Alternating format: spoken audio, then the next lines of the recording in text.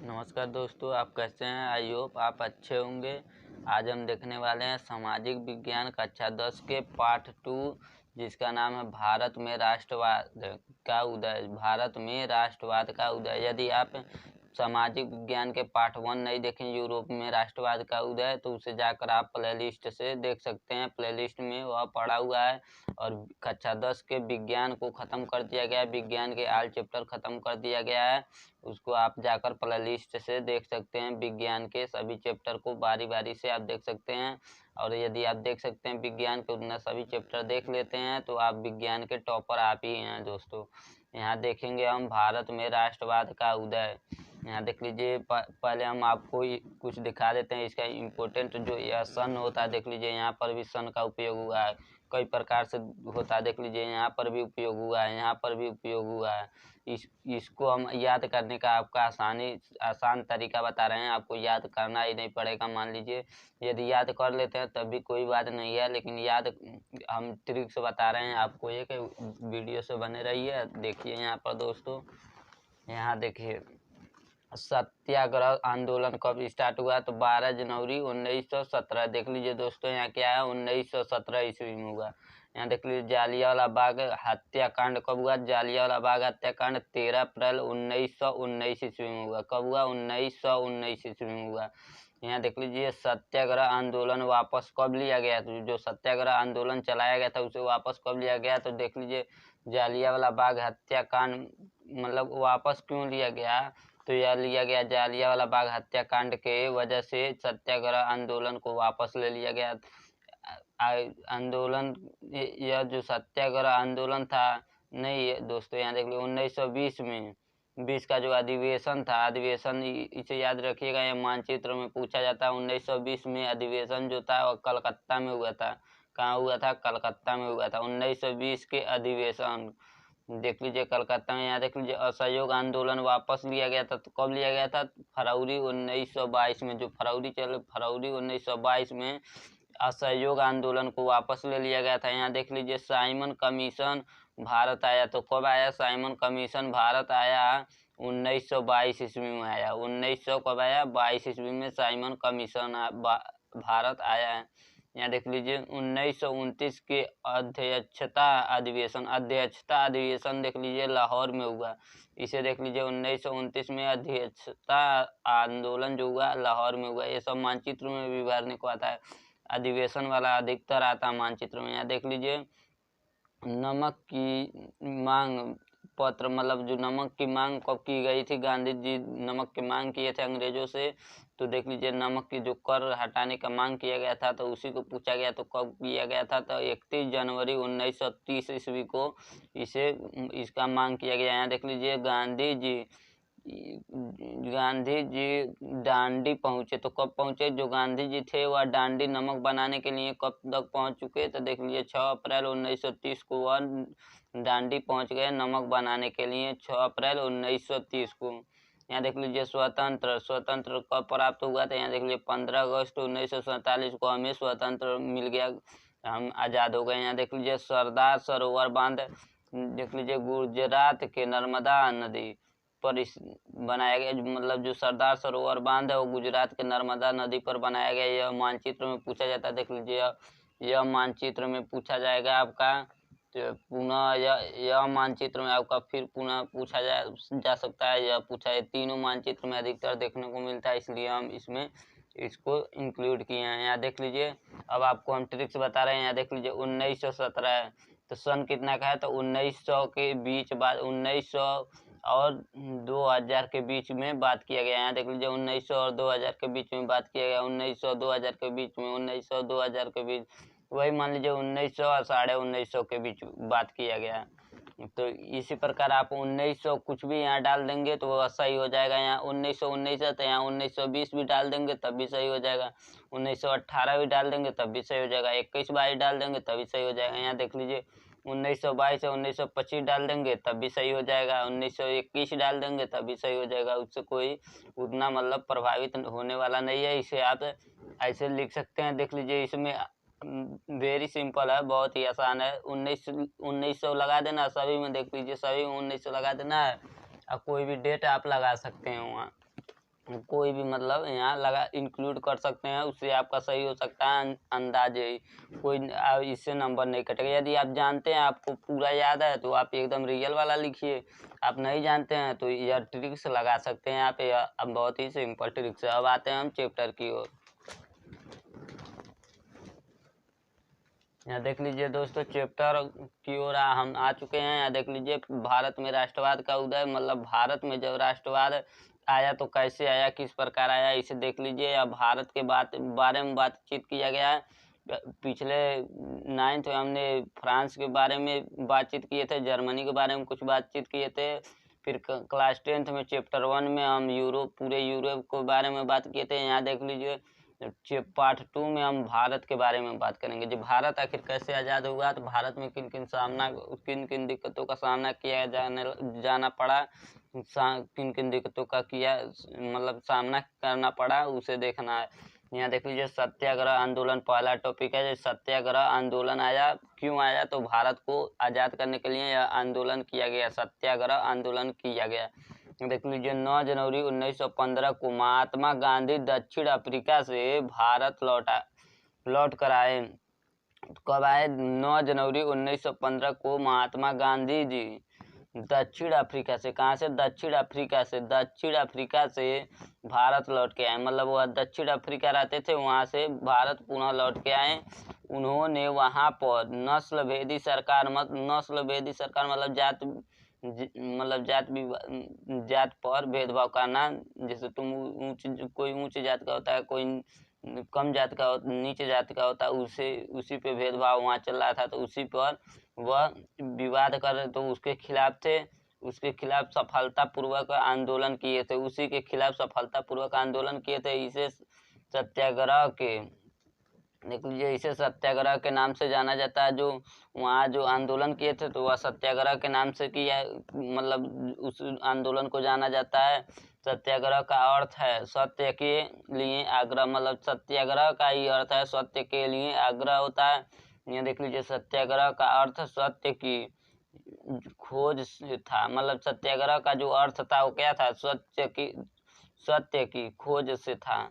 अगर आपका उद्देश्य सच्चा है, क्या है? अगर आपका उद्देश्य सच्चा, लक्ष्य सच्चा है और संघर्ष अन्याय के खिलाफ है, जो संघर्ष आप कर रहे हैं वो अन्याय के खिलाफ है, बिल्कुल अन्याय नहीं है, बिल्कुल न्याय नहीं है, वो अन्याय है, उसके खिलाफ है, तो उस उत्पीड़न के मुकाबला करने के लिए, मतलब जो वह उत्पीड़न होगा उसका मुकाबला करने के लिए आपको शारीरिक बल की आवश्यकता नहीं है। मतलब आपको उससे मतलब सामना करने में कोई शारीरिक बल की आवश्यकता नहीं पड़ने वाली है।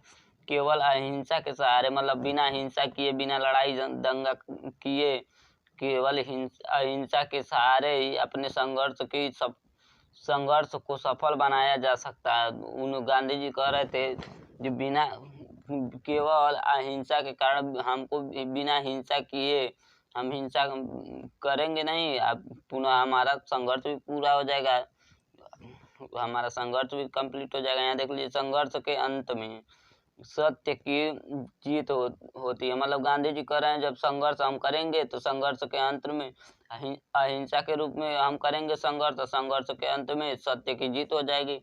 गांधी जी की मानना था, जो गांधी जी थे, गांधी जी यह मानते थे कि अहिंसा का यह रास्ता, जो अहिंसा का यह रास्ता उन्होंने चुन रहे थे, अहिंसा का यह रास्ता सभी भारतीयों को एकता के सूत्र में बांध सकते हैं। मतलब वह सोच रहे थे, जो यह अहिंसा का रास्ता है, वह सभी जितने भी भारतीय हैं वह एकजुट हो जाएंगे, वह आपस में मिल जाएंगे, एकजुट हो जाएंगे, वह इस प्रकार एक मतलब भाईचारा के व्यवहार में हो जाएंगे। यहाँ देख लीजिए, भारत आने के बाद गांधी जी ने कई स्थानों पर सत्याग्रह आंदोलन चलाया। मतलब जो जब गांधी जी भारत वापस लौट कर आए हैं, तो वहाँ वह कई आंदोलन चलाए। देख लीजिए यहाँ कौन सन 1917 में, जो 1917 में उन्होंने बिहार के चंपारण इलाके का दौरा किया। मतलब उन्होंने जब आया तो सबसे पहले कहाँ चलाया? तो चंपारण में अपना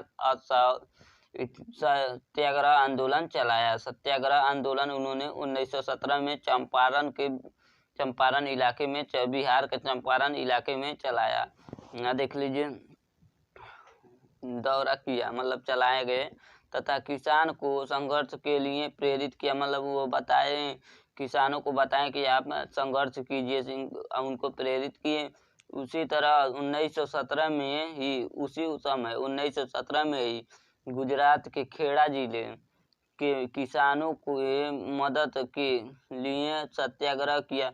मतलब फिर से गुजरात के जो खेड़ा जिला था वहाँ पर 1917 को फिर दूसरा बार आंदोलन किया गया। इसे भी ध्यान दीजिएगा। सबसे पहले कहाँ किया गया? चंपारण इलाका में, बिहार के चंपारण इलाका में, दूसरा गुजरात के खेड़ा जिला में।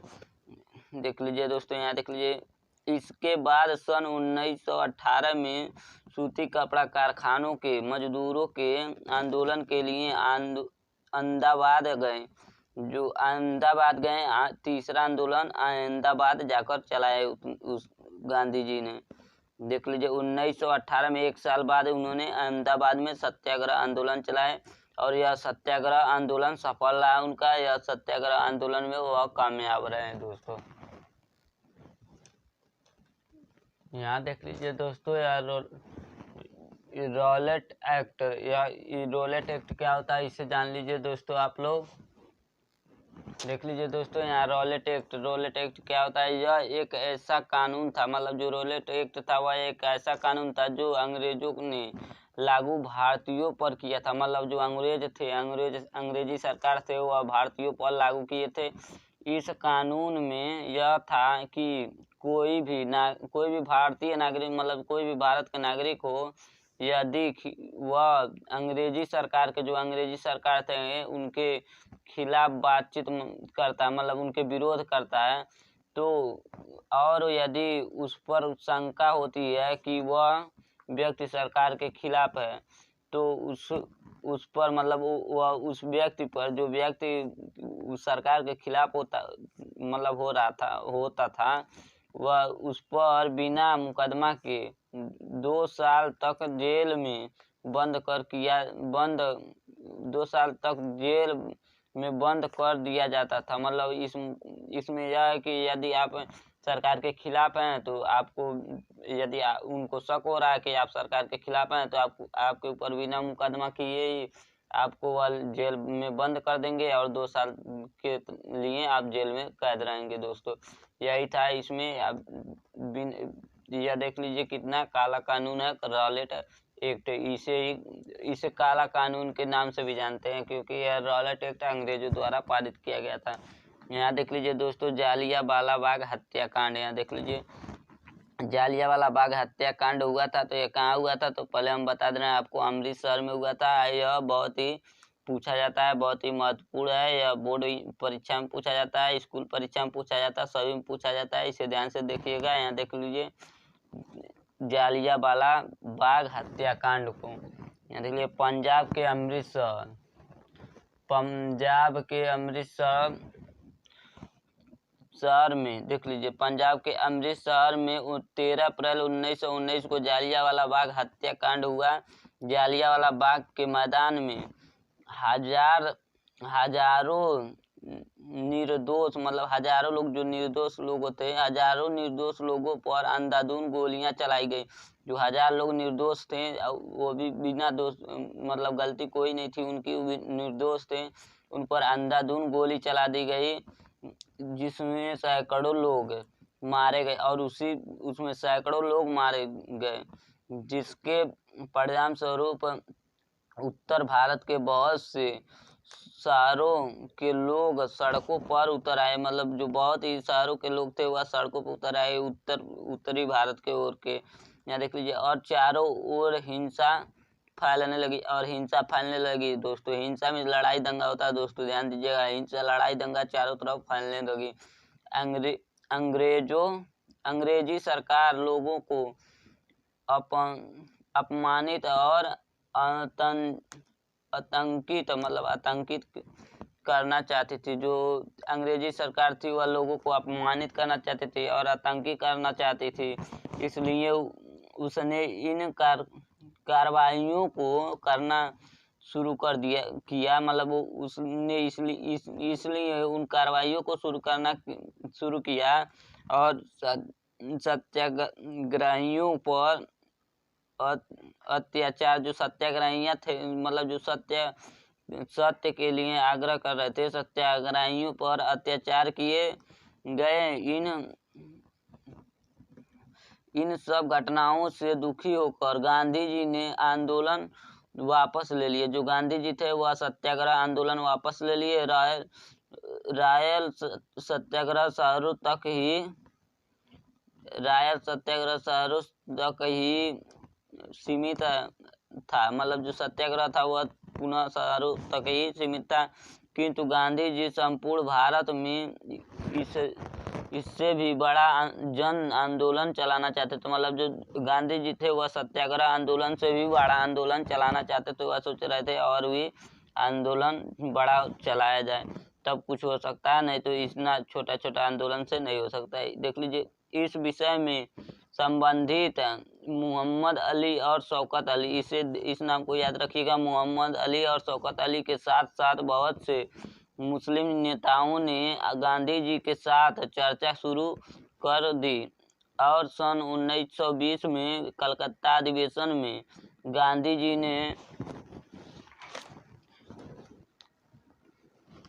जी ने खिलाफत आंदोलन और असहयोग आंदोलन प्रारंभ करने के लिए दूसरा समुदाय के नेताओं को भी तैयार कर लिया, मतलब वह उनको भी तैयार कर लिया, समझा। तो दोस्तों देखिए, अगला टॉपिक है असहयोग आंदोलन।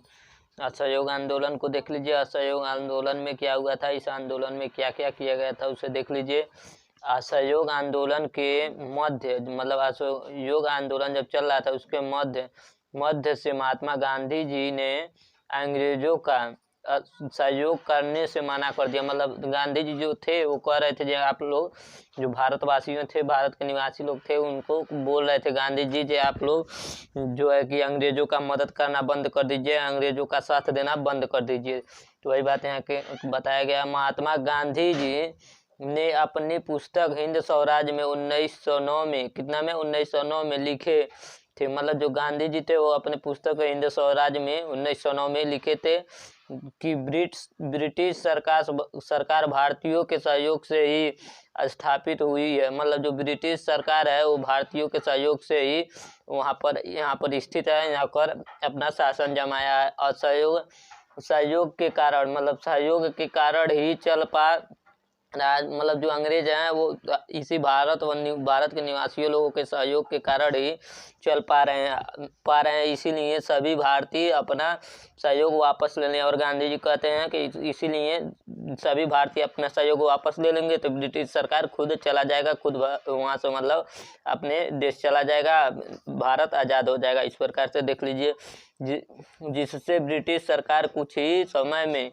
ढह जाएगी। मतलब देख लीजिए, वही बात कहा गया, जिससे यदि भारत के लोग साथ देना छोड़ देंगे अंग्रेजों का तो ब्रिटिश सरकार ढह जाएगी और वापस चली जाएगी और स्वराज का स्थापना हो जाएगा। मतलब स्वराज प्राप्ति हो जाएगी, मतलब आज़ादी प्राप्ति हो जाएगी, हमें उसका स्थापना हो जाएगा। गांधी जी का सुझाव था कि असहयोग आंदोलन चरणबद्ध तरीके से आगे बढ़ना चाहिए। मतलब गांधी जी कह रहे थे जो असहयोग आंदोलन है वह चरणबद्ध तरीके से आगे बढ़ना चाहिए। सबसे पहले सरकार द्वारा दी जाने वाली पदमियाँ लौटा देनी चाहिए। मतलब जो सरकार द्वारा जो इनाम वगैरह मिले थे उसको सबसे पहले लौटा देना चाहिए। गांधी जी लोगों में कह रहे थे, लोगों से लौटा देना चाहिए। सरकारी नौकरियां, सेना, पुलिस, अदालतें, स्कूल, विदेशी वस्तुओं का बहिष्कार होना चाहिए। मतलब जो भी सरकारी नौकरियां कर रहे हैं, सेना में कर रहे हैं, पुलिस में कर रहे हैं, अदालत में कर रहे हैं, स्कूल में जो भी टीचर हैं या फिर विदेशी जो भी पुस्तक आ रहे हैं उसका सभी बहिष्कार किया जाए, उसे छोड़ दिया जाए, उसे नहीं लिया जाए, नहीं अपनाया जाए, उसे बहिष्कार कर दिया जाए। और यदि सरकार दमन का मार्ग अपनाता, मतलब जो सरकार है वह लोगों पर दमन करता है, दमन का मार्ग अपनाता है, दमन का मार्ग यदि अपनाता है तो व्यापक स्तर पर अभियान शुरू किया जाएगा। मतलब जो गांधी जी बोल रहे हैं, यदि सरकार लोगों पर दमन करता है, अत्याचार करता है तो उस पर व्यापक स्तर पे अभियान शुरू कर दिया जाएगा। 1920 ईस्वी में महात्मा गांधी जी और मुस्लिम नेता, मतलब जो मुस्लिमों का नेता थे शौकत अली ने गर्मियों के छुट्टियों में समस्त भारतवर्ष में भ्रमण करते हुए, मतलब भारतवर्ष में पूरे भारत में घूम रहे थे। वह पूरे भारत में मतलब सैर कर रहे थे, वह घूम रहे थे। असहयोग आंदोलन के प्रति स्थापन, मतलब जो असहयोग आंदोलन था उसका प्रति स्थापन जुटाने का प्रयास किए और आंदोलन का सफलता बनाए, मतलब आंदोलन को सफल बनाए। मतलब घूम कर चारों तरफ घूम कर गांधी जी और शौकत अली लोगों में उत्साह जागृत किए, देश के प्रति लगाव किए और उनको इसका ज्ञान कराएं और सभी के मतलब जुटाने, सभी लोगों को एकजुट किए और आंदोलन को सफल बना दिए। इस प्रकार असहयोग आंदोलन काम किया और सफल रहा असहयोग आंदोलन। देख लीजिए दोस्तों, यहाँ देखिए दोस्तों, सविनय अभिज्ञा आंदोलन, इसके बाद सहयोग के बाद सविनय अभिज्ञा आंदोलन चलाया गया दोस्तों। इसे देख सकते हैं आप, इसमें क्या हुआ उसे देख लीजिए। महात्मा गांधी जी के द्वारा असहयोग आंदोलन फरवरी 1922 में वापस ले लिया गया। कब लिया गया? फरवरी 1922 में वापस ले लिया गया, क्योंकि यह आंदोलन हिंसक होता जा रहा था। मतलब जो आंदोलन था उसमें लड़ाई झगड़ा बढ़ता जा रहा था, इसलिए इसे वापस ले लिया गया। सत्याग्रहियों, जो सत्याग्रही लोग थे, सत्याग्रहियों को व्यापक स्तर पर प्रशिक्षण का सफलता थी, मतलब वो अपना मांग कर सकते हैं, उसका सफलता थी। उनको कांग्रेस के कुछ नेता जन संघर्ष करते करते थक चुके थे। मतलब जो कांग्रेस के कुछ नेता थे, कुछ ऐसे नेता थे जो आंदोलन करते करते थक चुके थे। एक तरफ जहाँ देख लीजिए, आगे अगला पेज में देख लीजिए दोस्तों, देखिए यहाँ पर एक तरफ जहाँ सुभाष चंद्र बोस जैसे युवा नेता उग्रजन आंदोलन और पूर्व स्वतंत्रता के लिए दावा बना रहे थे, मतलब वो भी प्रयास कर रहे थे कि आंदोलन हो। वही मोतीलाल नेहरू, जो वहीं पर मोतीलाल नेहरू थे और सीआर दास ने कांग्रेस के अंदर ही स्वराज पार्टी का गठन किया। ये दोनों जो थे वह स्वराज पार्टी का गठन कर दिए। सविनय अभिज्ञा के कारण जहां आंतरिक चर्चा व असहमति थी, मतलब आंतरिक चर्चा, मतलब अंदर चर्चा चल रही थी और असहमति थी, कितने लोग सहमत नहीं थे। वहाँ दो ऐसे तथ्य थे जिनका पहला कारण विश्व व्यापारिक आर्थिक मंदी का प्रभाव और मंदी के कारण कृषि उत्पादों की घटने लगी, जिससे ग्रामीण क्षेत्रों में भी हाहाकार मच गया और किसानों को अपनी फसल बेचने और लगान का भुगतान करना कठिन हो गया। मतलब किसान भी फसल नहीं बेच पा रहे थे और लगान भरने में असहमति हो जा रहे थे, कठिनाइयाँ हो रही थी उनको। इसी दौर में ब्रिटिश की ओर से 1927 को सर जॉन साइमन ने एक बौद्धिक आयोग का गठन किया। इस आयोग को भारत के सर्वाधिक व्यवस्था की कार्यशैली का अध्ययन करना था और इसके बारे में सुझाव देता था। इस आयोग में एक भी भारतीय सदस्य नहीं थे, मतलब ये जो था उसमें सिर्फ कांग्रेस लोग थे और भारतीय सदस्य एक भी नहीं थे। पर अपनी रिपोर्ट देनी थी और उनको अपनी रिपोर्ट देनी थी। वह कांग्रेस की सरकार थे तो कांग्रेस लोग थे और वह अपनी रिपोर्ट दे रहे थे। सन 1928 को साइमन कमीशन भारत पहुंचा तो भारतीयों ने साइमन कमीशन वापस जाओ के नारा से बहिष्कार किया। मतलब जो भारतीय थे वह साइमन कमीशन का बहिष्कार किए। इस विरोध में कांग्रेस और मुस्लिम लीग के पार्टियां ने भाग ली। मतलब जो कांग्रेस थे और मुस्लिम लीग के लोग थे वह सब पार्टियां में भाग ली। और 1929 को जवाहरलाल नेहरू की अध्यक्षता में लाहौर अधिवेशन में पूर्ण स्वराज की मांग स्वीकार कर लिया गया। देख लीजिए दोस्तों, यह 1929 में महामंदी भी पड़ी थी, इसे ध्यान दीजिएगा दोस्तों। अब यहाँ देखिए नमक यात्रा और सभी अभिज्ञा आंदोलन, देख लीजिए दोस्तों। मतलब दोस्तों देख लीजिए नमक यात्रा और सभी अभिज्ञा आंदोलन। यहाँ देख लीजिए महात्मा गांधी जी ने देश को एकजुट करने के लिए नमक का शक्तिशाली प्रतीक, मतलब नमक था जो उनको शक्तिशाली प्रतीक दिखाई दिया। गांधी जी ने 31 जनवरी 1930 को वायसराय को एक पत्र लिखा, मतलब वहाँ एक वायसराय नाम के व्यक्ति रहते थे, उनको एक पत्र लिखा गया। इस पत्र के माध्यम से 11 मांग का प्रस्तावना रखा गया। मतलब इस पत्र में 11 मांगों का उल्लेख किया गया जो हमको इस 11 मांग हमारे हैं, उस मांग को पूरा किया जाए। तो कौन मांग किए थे? तो गांधी जी किए थे। इधर देख लीजिए दोस्तों,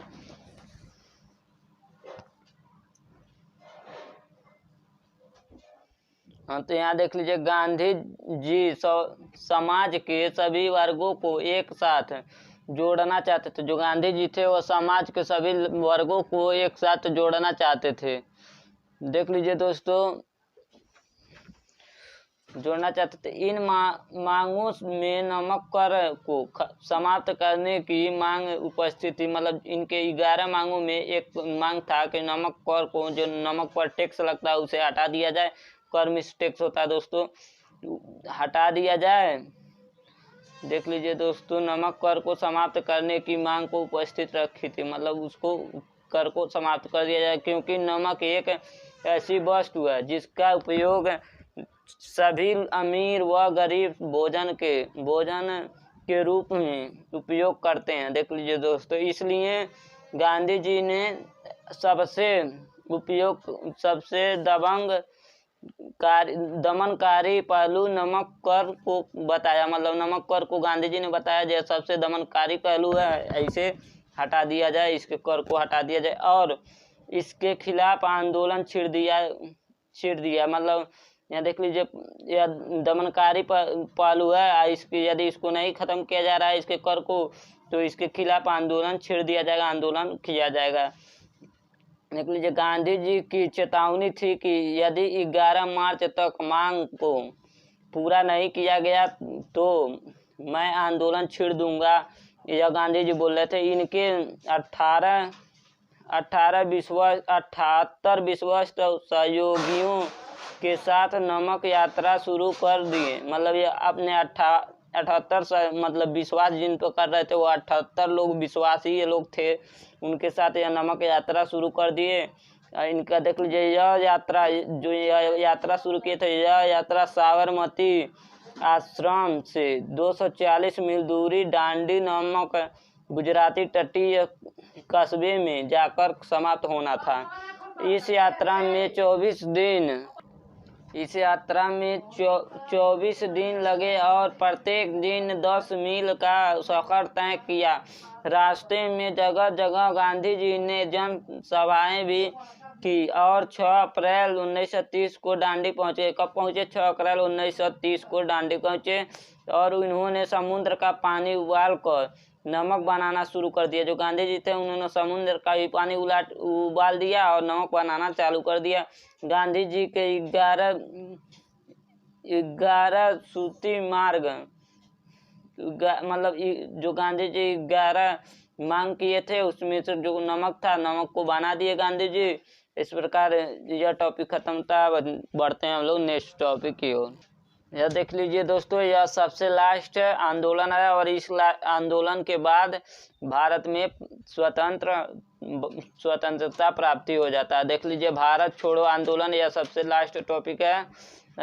तमाम आंदोलन एवं अंग्रेज सत्ता के खिलाफ कृषि मिशन की असफलताएं एवं द्वितीय विश्व युद्ध के प्रभावों ने भारत में व्यापक असंतोष को जन्म दिया। मतलब ये सब जो द्वितीय विश्व युद्ध थे और जो आंदोलन चले अंग्रेजों के खिलाफ, वो तो बहुत ही व्यापक असंतोष जन्म कर दिया। मतलब किसी को संतोष नहीं था, वो सब ही एक दूसरे में झगड़ा लड़ाई करते रहे। गांधी जी ने एक और नया आंदोलन शुरू किया, मतलब गांधी जी ने फिर वो एक नया आंदोलन शुरू किया जिसमें अंग्रेजों को भारत छोड़ने का जोड़ दिया गया। मतलब गांधी जी ने एक और आंदोलन शुरू किया, भारत छोड़ो आंदोलन, और उसमें अंग्रेजों को भारत छोड़ने का जोड़ दिया गया। 14 जुलाई 1942 को वर्धा नामक स्थान पर कांग्रेस का स्मिथ ने ऐतिहासिक भारत छोड़ो प्रस्ताव पारित किया। 8 अगस्त 1942 को बम्बई में अखिल भारतीय कांग्रेस समिति ने इस प्रस्तावना का समर्थन किया। गांधी जी ने बड़े पैमाने पर अहिंसक जन संघर्ष का आंदोलन किया और एक प्रसिद्ध भाषण दिया। मतलब यह भाषण है दोस्तों।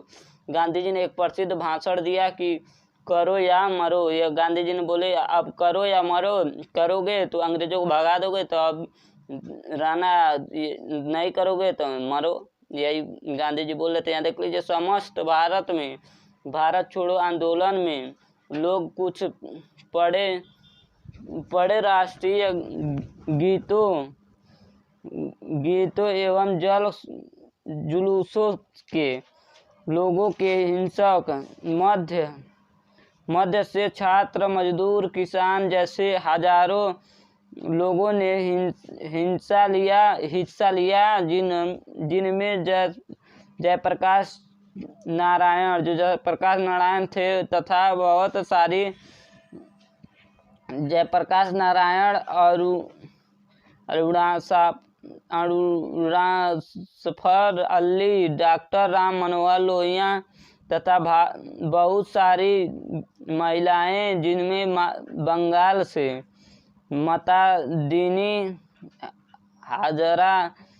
हाजरा, असम से कनक लता, उड़ीसा से समादेवी इत्यादि को कांग्रेजों द्वारा बल प्रयोग किया गया और इसे भी दबाने के लिए एक वर्ष का समय लगा, परंतु हमारे देश के स्वतंत्रता सेनानियों और जन भारतीयों में स्वतंत्रता पाने का विकास जागृत होकर अंग्रेजों को देश से निकाल फेंका। मतलब अंग्रेजों को देश से निकाल दिया गया और 15 अगस्त 1947 को हमें स्वतंत्रता प्राप्त हो गई, भारत आज़ाद हो गया। इस प्रकार दोस्तों चैप्टर ख़त्म होता है। यदि आपको वीडियो पसंद है, लाइक, सब्सक्राइब, कमेंट अवश्य करें दोस्तों। नमस्कार दोस्तों, बाय दोस्तों, हम मिलेंगे अब नेक्स्ट वीडियो में।